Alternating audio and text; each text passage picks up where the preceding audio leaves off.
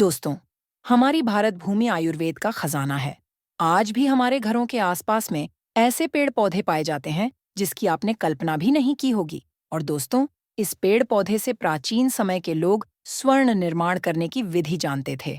आज भी पेड़ पौधे बहुत ही शक्तिशाली हैं, बहुत ही कारगर हैं। यह पेड़ पौधे आज भी उतना ही ज्यादा शक्तिशाली है जितना पहले हुआ करते थे, और यह आज भी उतना ही कारगर है जितना पहले हुआ करते थे। बस समय के चलते और दोस्तों ज्ञान के भाव में यह पेड़ पौधे केवल हमारे लिए खरपतवार और केवल घास खुश रह गए हैं।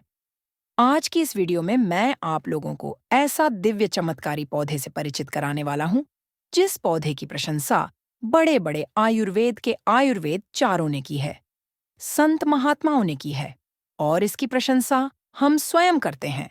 जिस पौधे के बारे में बताने जा रहा हूं, इस पौधे से, इस पौधे के रस से अब जो है चांदी निर्माण अपने घर में रहकर ही घर बैठे कर सकते हैं। साथ ही साथ इस पौधे के रस को एक ऐसी सामग्री बताऊंगा जिसमें मिलाने से वह तत्काल सोना बन जाते हैं। ध्यान से देखिए, ध्यान से सुनिए। मैं जो भी जानकारी बताऊंगा, प्रामाणिक जानकारी बताऊंगा, क्योंकि स्माइल फैमिलीज चैनल का मकसद है समाज में आयुर्वेद की जानकारी को, पेड़ पौधे की जानकारी को पुनः फैलाना।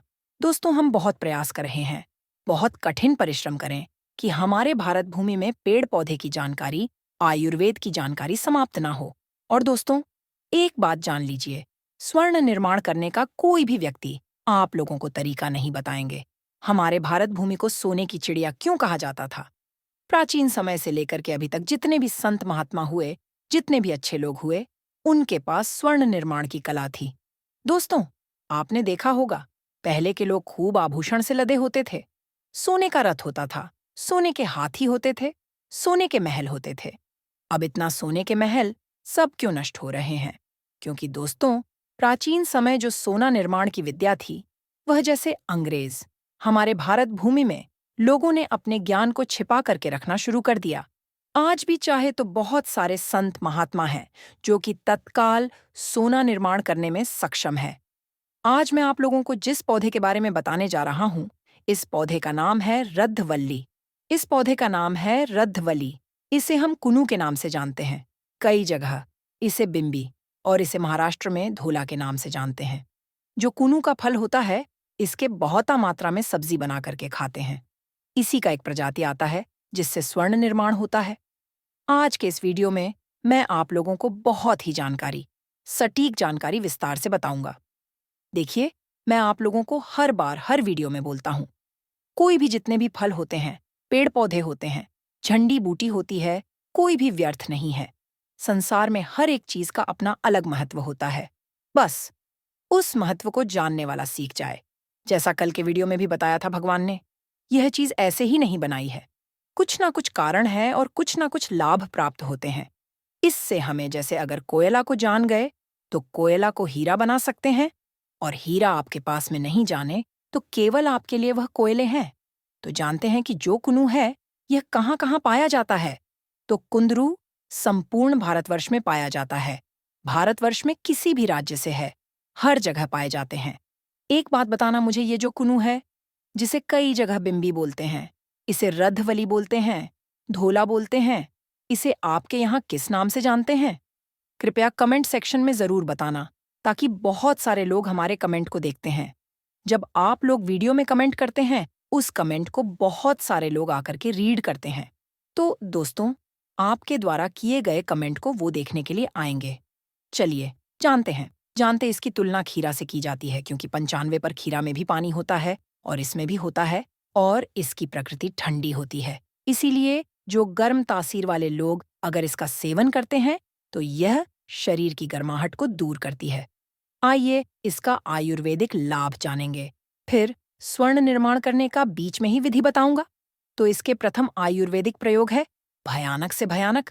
अगर कान में दर्द हो रहा है, ध्यान से सुनिए, भगवान ना करें किसी को कान के दर्द हो, कान में पेन हो या ईयर पेन हो, लेकिन अगर कान में दर्द होता है तो केवल इसके पत्ते के 5 बूंद रस 2 बूंद सरसों के तेल में मिला ले, और थोड़ा सा गुनगुना करके अगर 2 से 3 बूंद कान में डाला जाए तो भयानक से भयानक। अगर कान में तेज दर्द हो एक ही बार के प्रयोग से कान में कैसा भी आपके दर्द हो रहे हैं, वह दर्द झड़ से समाप्त हो जाएंगे। दूसरा प्रयोग सुनिए। अगर आपके मुंह में छाले हैं या फिर जीभ में छाले हो गए हैं, जैसे कि हर चीज खाने के कारण है, जैसे कि अगर हम पे पदार्थ पीते हैं, पे पदार्थ में जैसे कि कॉफी आ जाते हैं, चाय आ जाते हैं। अगर हम थोड़ा सा गर्म कॉफी चाय पिए तो हमारे छाले जीभ में पड़ना बहुत ही आसान बात है। तो अगर जीभ में घाव पड़ जाते हैं, छाले हो जाते हैं, तो आपको करना क्या है? हर एक कुंदरू का फल लेना है। हर एक कुंदरू का फल ले लीजिए और इसे 2 टुकड़े में लीजिए। इसके फल को चूसना है दोस्तों। इसके फल में कसैलापन पाया जाता है। इसके फल में क्या होता है? इसके फल में कसैलापन पाया जाता है, जो कि आपके जीभ के छाले को ठीक करते हैं। यह गजब का प्रयोग है। और भी इसके 2 लाभ बताऊंगा। वीडियो ध्यान से देखिए। इसके बाद सांप और बिच्छू के जहर को दूर करने का यह रामबाण दवा है। अधिकतर लोग जब बिच्छू डंक मारते हैं, बहुत परेशान हो जाते हैं। उनके हाल बेहाल हो जाते हैं। भगवान ना करे किसी को बिच्छू डंक मारे, भगवान ना करे किसी को सर्प काटे। लेकिन यह जो जानकारी है, सर्प बिच्छू, इसके माध्यम ऐसे ठीक होते हैं। यह जानकारी आपको जरूर आने वाले समय में काम आएंगे।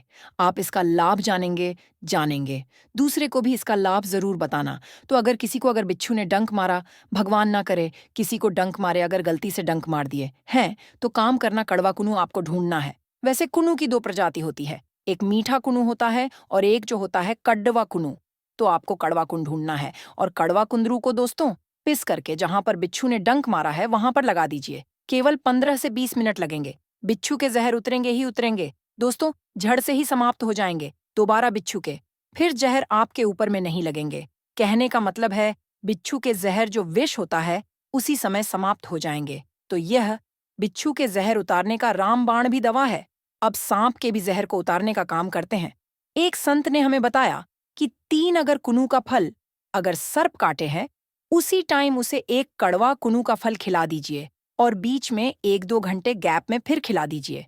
इसके बाद 1-2 घंटे के गैप में फिर खिला दीजिए। तो जो सर्प के जहर होता है वह दोस्तों समाप्त हो जाता है। लेकिन फिर भी यह प्रयोग नहीं करना है। मैं यह जानकारी आप लोगों के ज्ञान बढ़ाने के लिए बताए हैं, क्योंकि कुछ जनरल नॉलेज भी रखना बहुत जरूरी है। अब कुछ इसका 2 और 3 बता दूं, जो प्रयोग आपको बहुत ही निकट भविष्य में काम आएंगे।